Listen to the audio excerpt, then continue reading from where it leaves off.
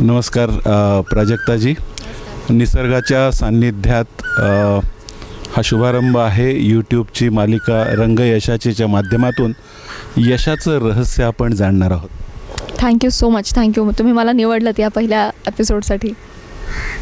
मनुष्य जीवनाच्या या प्रवासामध्ये एक सुंदर प्रवाह यशाचा चाललेला आहे. यश अपयशाची एक घालमेल होत असते. काय जाणवतं तुम्हाला? अवघड आहे प्रश्न. घालमेल वगैरे असं नाही, पण मला असं वाटतं की करिअर लाईफ, पर्सनल लाईफ आणि आपलं एक स्पिरिच्युअल लाईफ, ह्या तीनही गोष्टींचा समतोल योग्य प्रकारे तुम्ही साधू शकलात तर त्याला मी यश समजते. नुसतंच करिअर लाईफ खूप छान चाललं आहे आणि पर्सनल लाईफमध्ये खूप वादंग आहेत तर त्याला आपण यश नाही म्हणू शकत असं मला वाटतं. तरी ह्या तीनही लेवलवर समतोल साधण्याचा मी पर्सनली प्रयत्न करते आणि त्या दृष्टिकोनातून माझा झगडा चालू असतो. पण मी तूळ आहे राशिनी, त्यामुळे मी बऱ्यापैकी समतोल साधू शकते असं मला वाटतं. भरतनाट्यममध्ये तुम्ही विशारद आहात आणि एज्युकेशनमध्येही मास्टर्स मिळवलेली आहे. तर कला आणि ज्ञान यांचा संगम आपण इथे साकारत असतो. किती सोपा आहे हा प्रवास? नाही, अजिबात सोपा नाही आहे. कारण नाच, भरतनाट्यममध्ये अभिनयाची पद्धती, इकडे अभिनय क्षेत्रामध्ये अभिनयाची पद्धती, याच्यात खूप फरक आहे. आणि मुळातच दोन शहरं वेगळी. मी वेगळ्या शहराची आहे, माझी फॅमिली वेगळ्या शहरात आहे, मी वेगळ्या शहरात येऊन काम करते इथे राहून. त्यामुळे खूप ओढाताण होत होती.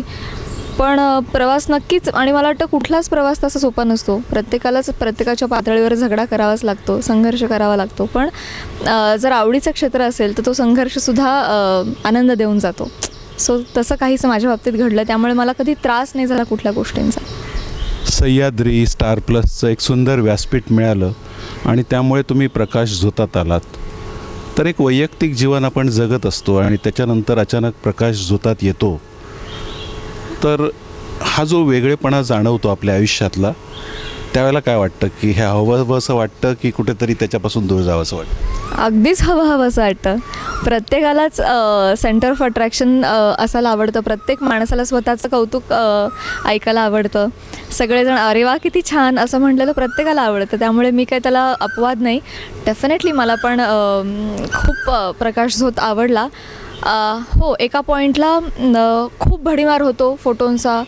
जिथे जाऊ तिथे म्हणजे हॉटेलमध्ये जेवत असू तरीसुद्धा जेवणावरून लोक उठून फोटो काढायला बघतात, किंवा गळ्यात हात टाकूनच काकू लोक फोटो काढायला बघतात. बोलायचं राहतं बाजूला, मला तुमच्याबरोबर फोटो काढायचा आहे अशानेच सुरुवात होते.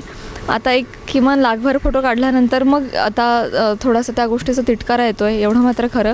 पण कधीच यापासून लांब जावं असं वाटत नाही, कारण सगळा खटाटोप खरं तर प्रेक्षकांचं मनोरंजन करण्यासाठी आहे, त्यांना आपलं काम आवडावं ह्यासाठी आहे. आपण कुठल्या ना कुठल्या प्रकारे त्यांच्यासमोर सतत येत राहावं यासाठी आहे. त्यामुळे ते जर घडलं नाही तर आनंद नाही मिळणार. हां, नक्कीच त्रासही नाही झाला पाहिजे. फोटोंद्वारे काहीसा तो होतो, पण मी बराचसा तो टाळते. आनंद हा विषय तुम्ही काढलेलाच आहात आणि मागे तुम्ही सांगितलेलं आहे की ओशोंच्या ज्ञानाचे तुम्ही फॅनसुद्धा आहात. आनंद, समाधान आणि मनशांती या गोष्टी मिळालेल्या असतात तरीसुद्धा त्यांच्या मागे आपण धावत असतो. तर ही कोणती नेमकी भूक असते आणि त्याचं असं कोणतं आकर्षण तुमच्याकडे आहे? अरे बापरे, हा फारच खोल विषय आहे.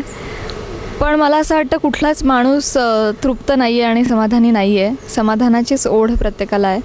म्हणजे मोठे मोठे राजेसुद्धा अतृप्तच गेले, कारण त्यांच्या तृप्तीच्या व्याख्या खूप वेगळ्या होत्या.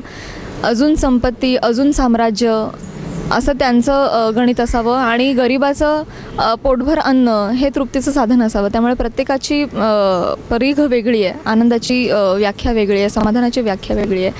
आणि मला असं वाटतं शेवटपर्यंत आपण समाधानीच असतो. पण जितक्या लवकर आपण हे समजू की आहे ते उत्तम आहे आपल्यासाठी आणि आपल्या पदरात आपण जेवढे कॅपेबल आहोत तेवढंच पडतं, हे जेवढ्या लोकांना जितकं लवकर समजेल तितके लवकर आपण समाधान समजून घ्यायला शिकू तितकं बरं आहे. आणि त्याचाच खटाटोप आहे खरं तर, की मी समाधानी आहे हे आधी स्वतःला समजावणं, हा मी सुद्धा प्रयत्न करते. तुम्ही खूपच रिसेप्टिव्ह आहात, ओपन माइंडेड आहात. सकारात्मकता तुमच्या प्रत्येक आविर्भावातून जाणवते सो आपलं हे व्यक्तिमत्व आणि आपला स्वभाव आपल्या या सातत्यानं मिळणाऱ्या यशाला किती कारणीभूत असतो? खूप कारणीभूत आहे. मी हे सतत सांगत असते प्रत्येक ठिकाणी, जे तुम्ही युनिवर्समध्ये फेकता तेच तुमच्याकडे बाउन्स बॅक होऊन येतं. तुम्ही जर म्हणत राहिला काय आहे शी बाई मला कंटाळा आला, युनिवर्स सतत पंचमहाभूत तथास्तू असं म्हणत राहतात. तर तुम्ही सतत चांगल्या गोष्टींचा विचार केला पाहिजे, चांगलं होईल असं तुम्ही म्हटलं पाहिजे, तसा विश्वास ठेवला पाहिजे, त्या गोष्टींनुसार तुम्ही मार्गक्रमण केलं पाहिजे, तर त्या गोष्टी बाउन्स बॅक होऊन तुमच्याकडे सकारात्मक पद्धतीनं येतात. ह्याच्यावर माझा ठाम विश्वास आहे. त्यामुळे मी स्वतः प्रयत्न करते, स्वतःविषयी तर नाहीच पण माझ्या आजूबाजूच्या लोकांविषयी पण निगेटिव्ह बोलायचं नाही, निगेटिव्हिटी युनिवर्समध्ये फेकायची नाही, कारण तीच युनिवर्सची ती जी एनर्जी तीच परत आपल्याकडे येते. ओशोंचं ते खूप चांगलं सांगणं म्हणणं आहे की आपण सगळेच इंडिव्हिज्युअल, सगळेच प्राणी मात्र एका धाग्याने एकमेकांशी जोडलेले गेलो आहोत, ते म्हणजे श्वास. आपण सगळेजण ह्याच हवेतला श्वास घेतो आणि इथेच तो परत उच्छ्वासाद्वारे सोडतो पण. त्यामुळे आपण जे सोडतो आहे की आपण हे घेतो आहे हे त्यांच्या थ्रूच आपल्याकडून येतं आहे किंवा सगळ्यांमध्ये ते सगळं मिसळलेलं आहे. त्यामुळे आपण कधीच निगेटिव्ह बोलू नये, ते आपल्याकडे परत येणार. या बेसिक गोष्टी आहेत पण तरीसुद्धा लोक इम्प्लिमेंट करत नाहीत त्या गोष्टी, हे सर्वसाधारण नियम जे म्हणतायत ते. आणि मग एकंदरीत या प्रवाहात वावरत असताना लाईफ बॅलन्स, जो वर्क लाईफ बॅलन्स आहे तो कठीण जातो. आज तुम्हाला सातत्यानं वेगवेगळे कार्यक्रम करावे लागतात, तर त्यामुळे एक फॅमिली बरोबर राहणं किंवा पुरेशी झोप मिळणं, ह्या गोष्टी कशा बॅलन्स झाल्या? आपण कलियुगात जगतो आहे, त्याच्यामुळे पॉझिटिव्हिटी राम आहे आणि निगेटिव्हिटी रावण आहे. 10 पट जास्त आहे निगेटिव्हिटी कलियुगात. त्यामुळे आपण हे मानून चाललं पाहिजे की निगेटिव्हिटी जास्त आहे आत्ताच्या काळामध्ये, आणि त्यामुळे चांगल्या गोष्टी आत्मसात करायला, त्यांच्या दृष्टीनं वाटचाल व्हायला अजून कठीण होतं आहे आपल्याला. जे कदाचित सत्ययुगात, त्रेतायुगात खूप सोपं असावं माणसासाठी, आत्ताच्या काळात ते जास्त अवघड आहे. पण माझं असं म्हणणं आहे, जे आपण वाचतो आहे ते वारंवार परत चांगल्या गोष्टी वाचून रिवाईव्ह केल्या पाहिजेत, परत अंमलात आणण्याचा प्रयत्न केला पाहिजे. म्हणून आता आपण माणूस आहोत, आपल्याकडे बुद्धी, आपल्याकडे आणि त्या दृष्टीने तुम्ही वाटचाल कराल तर तुम्ही डेफिनेटली तुमच्या इप्सित मार्गापर्यंत जाणार आहात. Repetition is the key to success असं काहीसं तुम्ही म्हणताय. आपण ही मुलाखत चालू असताना ते कोकिळेचा सुंदर गायन आपण ऐकतो आहोत, तरीसुद्धा आपण या टेक्नॉलॉजीच्या जीवनात वावरत आहोत. सो निसर्गापासून कळत नकळतपणे आपण लांब जाऊन कुठेतरी फेसबुक, सोशल मीडिया, इतर गोष्टींमध्ये आपण हरवत चाललेलो आहोत. हा जो संतुलनाचा भाग आहे तो किती महत्त्वाचा आहे? इतरांना काय सल्ला द्याल? जितकं शक्य तितकं लांब गेलं पाहिजे. किंबहुना माझं असं म्हणणं आहे की आठवड्यातून एक दिवस असा पाहिजे त्या दिवशी व्हॉट्सॲप बंद असेल, महिन्यातून एक दिवस असा पाहिजे त्या दिवशी फोन बंद असेल. आपलं ऑक्सिजन होत चाललं आहे आता फोन किंवा व्हर्च्युअल जगच, पण ते खोटं आहे, हे मृगजळ आहे, हे आपण लक्षात घेतलं पाहिजे. समोर माणूस असताना आपण मोबाईलवर चॅट करत राहतो आणि समोरच्याशी काय बोला आपल्याला कळत नाही, आणि मेसेजवाल्याशी आपण चॅट करत राहतो. हे चुकीचं आहे. म्हणजे याला काही बहुतेक चुकीचं वगैरे नाही, हे ठामपणे चुकीचं आहे. आपण कॉन्व्हर्सेशन आपलं कमी होत चाललं आहे, माणसांबरोबरचं शेअरिंग कमी होत चाललं आहे. जे काय आहे ते खोटं आहे. पण नेहमीच कधी आपण रिअलाईज केलं तर आपण नेहमी हसरे फोटो टाकतो, अपलोड करतो. का? दुःख नाही आहे का तुमच्या आयुष्यात? आहेच आहे, आणि नेमकं दुःख बोलणं आपलं कमी झालं आहे. जे की बोलल्याने तुमचा स्ट्रेस कमी होणार आहे, आणि ते आपण बोलत नाही, नेहमी हसरे फोटो टाकतो. तर व्हर्च्युअल जग हे खोटं आहे आणि त्यापासून आपण शक्य तितकं लांब राहायला पाहिजे. त्याचा योग्य तो फायदा घेतला पाहिजे की आपल्याला कमीत कमी वेळेमध्ये तुम्ही लोकांशी संपर्क करू शकता, पटकन संपर्क करू शकता. तेवढाच त्याचा फायदा, योग्य तो फायदा घेऊन बाकी सगळ्या निगेटिव्ह गोष्टी लक्षात घेऊन त्याचा वापर टाळला पाहिजे. सर, ते शेवटी ओशो म्हणालेले आहेत की as within so without. So तुमचं आंतरिक जो दृष्टिकोन असतो तोच तुमचं बाहेर व्यक्त होत असतो. सो आपलं ध्येय किती महत्त्वाचं आहे. हेलन केलरचं एक वाक्य आहे की people have eyes but they can see but they lack in vision. So ही दूरदृष्टी तुमच्या जीवनात किती उपयोगी पडते आहे की नाही अजून इथपासून प्रश्न आहे. असं नाही आहे ती, कारण प्रत्येकालाच असते. आपल्याला असं वाटत असते, पण ती खरंच असते का हे व्यक्तिसापेक्ष आहे. मला पण माहिती नाही माझ्यात ती आहे की नाही.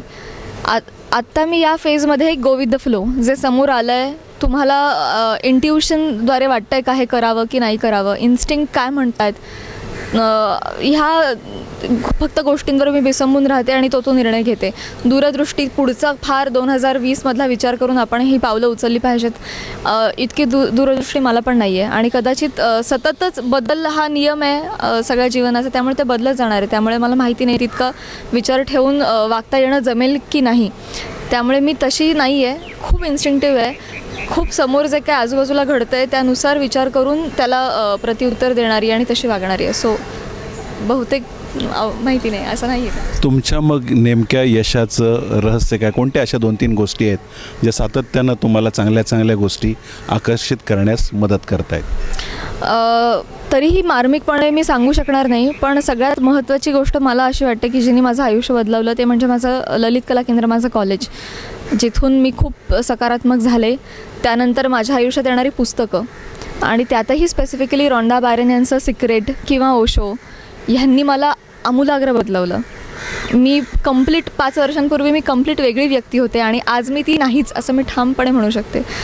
आणि माझ्या आयुष्यात मला येणारे अनुभव, माझ्या आजूबाजूची माणसं, कामाद्वारे किंवा इव्हेंट्सद्वारे जे काही मला लोक भेटत गेले, जसे मला अनुभव येत गेले, ह्या गोष्टींमुळे मी बदलत गेले. तर मला वाटतं यशाचा काही फॉर्म्युला वगैरे नसतो, प्रत्येकाच्या बाबतीत तो मार्ग वेगवेगळा असूच शकतो आणि असतोच. पण पॉझिटिव्ह विचार करा. मी रोज उठून आरशात हे म्हटलं पाहिजे की मी हुशार आहे आणि मी उत्तम काम करते आणि मी अजून उत्तम करणार. तसा जो विचार तुम्ही युनिवर्समध्ये फेकताय त्या दृष्टीनं तुम्ही वावर करा, त्या दृष्टीनं प्रयत्न करा आणि वन फाईन डे तुम्हाला ती गोष्ट मिळेल. ह्या फॉर्म्युलावर माझा विश्वास आहे आणि त्या फॉर्म्युलावर मी प्रयत्न करत आले आणि इथंपर्यंत आली असं म्हणेन. अगदी सुंदर मार्गदर्शन. आपण जे काय करतो त्यामध्ये झोकून द्या, प्रॅक्टिकल राहा आणि सकारात्मकता करत करत स्वगत करा की आज माझ्या जीवनाची ही नवी सुरुवात आहे, आज माझ्या जीवनात एकापेक्षा एक चांगल्या गोष्टी घडणार आहेत. आणि नकळतपणे याच्यात प्राजक्ता माळी यांनी यशाचं रहस्य सांगून गेलेले आहेत. तुमच्या भावी यशाबद्दल मी शुभेच्छा व्यक्त करतो आणि आम्हाला वेळ दिल्याबद्दल विशेष आभार. Thank you so much.